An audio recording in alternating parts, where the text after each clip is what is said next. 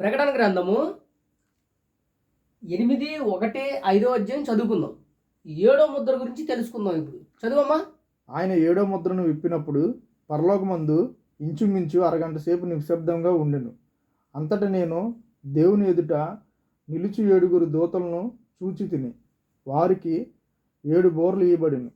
మరియు సువర్ణ దోపర్తి చేత పట్టుకొని ఉన్న వేరొక దూత వచ్చి బలిపీఠం ఎదుట నిలువుగా సింహాసనం ఎదుట ఉన్న బలిపీఠం పైన పరిశుద్ధులందరి ప్రార్థనలతో కలుపుటకై అతనికి బహు ధూపద్రవ్యములు ఇవ్వబడిను. అప్పుడు ధూపద్రవ్యముల పొగ పరిశుద్ధుల ప్రార్థనలతో కలిసి దూత చేతిలో నుండి పైకి లేచి దేవుని సన్నిధిని చేరెను. ఆ దూత దోపర్తి తీసుకొని బలిపీఠం పైనున్న నిప్పులతో దాన్ని నింపి భూమి మీద పడవేయగా ఉరుములు, ధ్వనులు, మెరుపులు, భూకంపమును కలిగెను.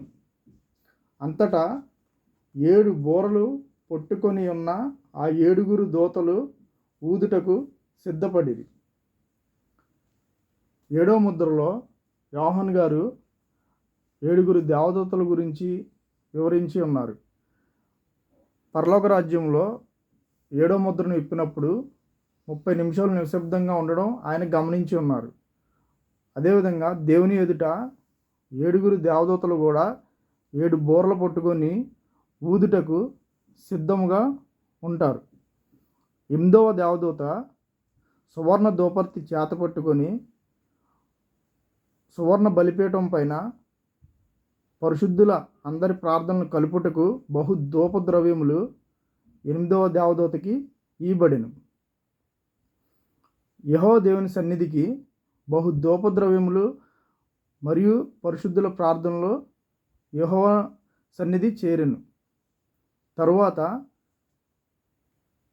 దేవదూత సువర్ణ దోపర్తిని బలిపీఠం పైనున్న నిప్పులతో కలిపి భూమిపైకి విసిరెను.